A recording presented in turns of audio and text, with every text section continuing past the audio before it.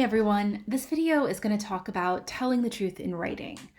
So you've received an assignment to write a personal nonfiction narrative. It's our first assignment this semester, and we're going to get started by drawing on your own lives and your own experiences. So we're not doing creative journalism or anything like that. You're really going to be reflecting on something that happened to you in the past. As our textbook talks about, part of writing creative nonfiction is thinking about how we tell the truth in the narratives. So this short presentation is going to go through some different ideas about telling the truth in writing, and especially in nonfiction. But I think it's a topic that's important beyond nonfiction, because even when we're writing poetry and even when we're writing fiction, the goal really is to make our writing believable on a gut, instinctual, emotional level. So the idea of telling something that's true. Hemingway said, write one true sentence and then another. And what he meant by that was that even if it's fictional, that there is something universal and cohesive and accurate about it emotionally. So when we talk about accuracy, one of the things that we might want to talk about is what counts as the truth. What is our obligation to the factual truth? And if our textbook says, and as postmodernism says, truth is an illusion, we can't really understand what is the black and white truth, how do we really write nonfiction? We always want to ask ourselves, like, what if our memories are selective and full of holes? And if you have siblings or family members or even friends that you reminisce about, you've probably had this experience. I think one of the best examples of how truth can be kind of this sliding scale is the show This Is Us. If you're not familiar, it is a multi-generational show that kind of takes this family past, present, and future, right? And in season 2, episodes 8 to 11, it does this really brilliant thing where it shows the same event from the 3 different siblings' point of view.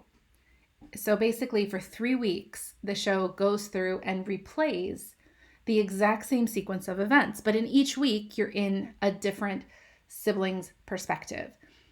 And what's interesting about this is how much we see that there is that difference, right? Especially when we're not talking about things and we're not sharing and we're not kind of reflecting in the moment. Our experiences can be very, very different of the exact same event from other people's. So then how do we really get to this idea of the truth?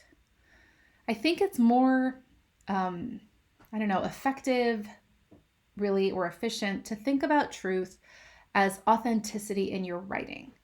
So this quote here is from an epigraph to Tim O'Brien's award-winning novel, The Things They Carried. And the epigraph says, and he's drawing this from John Ranson's Andersonville Diary. He says, this book is essentially different from any other that has been published concerning the late war or any of its incidents. Those who have had any such experience as the author will see its truthfulness at once. And to all other readers, it is commended as a statement of actual things by one who experienced them to the fullest. Now, the really interesting thing about the novel, The Things They Carried, is that it plays with this idea of the truth. Starting really from the dedication. The dedication of the novel is to the characters. This book is lovingly dedicated to the men of Alpha Company, in particular Jimmy Cross, Norman Bowker, Rat Kiley, Mitchell Sanders, Henry Dobbins, and Kiowa. The problem is those men are all completely fictional. Over and over, this fictional novelized story tells us this is true. So to have this epigraph saying that this book is a true story, that this is actual events, it's not really accurate in the sense of the facts that actually happened, right? But part of what Tim O'Brien is talking about in The Things They Carried is this idea of story truth. And that's why thinking about telling the truth is so important, not only for nonfiction, but as we get into other types of writing as well.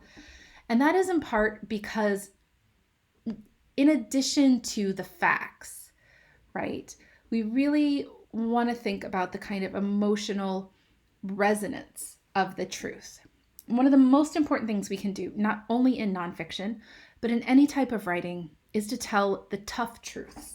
If you are writing your personal narrative or a poem or a story and it doesn't make you nervous at all, if there's nothing about it that scares you a little to write, you're probably not telling a very good story.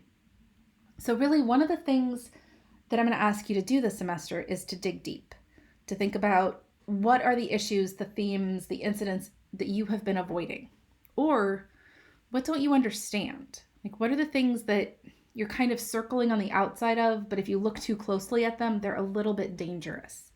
The best stories, the best journalism, the best poetry speaks to something deep within our human experiences. And it usually does that by speaking to the things that we're a little bit afraid to look too closely at. Which isn't to say that you should completely avoid the facts, right? It's really important that you get the basics correct, to do a little bit of research, to ask people, to make sure that you have the times and the places, the actors and the characters right, the timeline correct, because you're not really going to be able to tell any sort of story, fiction or nonfiction, without kind of laying out what it is that happened. But the really important thing with this nonfiction narrative is to not get bogged down with the facts. You want to use them as a guide. You don't want to manipulate them to the extent that you're now writing fiction, but you want to kind of keep them in the forefront. And I want to share with you like another really wonderful quote from Tim O'Brien's The Things They Carried. He's talking about telling stories and thinking about his memories or the characters' memories. And he says, remembering makes it now. And sometimes remembering will lead to a story which makes it forever. That's what stories are for. Stories are for joining the past to the future. Stories are for those late hours in the night when you can't remember how you got from where you were to where you are. Stories are for eternity. When memory is erased, when there's nothing to remember except the story. So if we think of stories, both nonfiction and fiction, as a way to encapsulate the past, it is important then to get those basic details right. Otherwise, you're writing fiction, which is a perfectly appropriate thing to write, but you can't really label it as nonfiction. The goal, though, is that you're not getting the facts so muddled and so overwhelming that you miss the point of the story, right? The truth is in the telling of the story. And if all you have is a list of black and white by the book's facts, your story is going to come off as flat and uninteresting.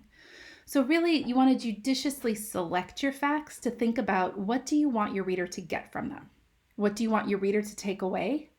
What do you want your reader to feel? And really, you want to think about what you've taken away or come to understand in the process of writing.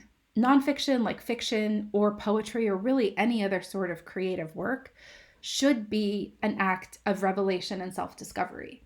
If you aren't pushing yourself a little bit more to figure out what it is that makes you human, that makes your experience and life distinct and interesting and important and different from everyone else, you're probably not writing something that other people are really going to want to pay attention to or read. So as you think about your nonfiction narrative, your personal narrative, you want to really think about how you can dig into the truth of the moment, the truth of the experience, both in terms of the accuracy of facts, events, and details, but also in terms of emotion and the kind of truthfulness of the telling.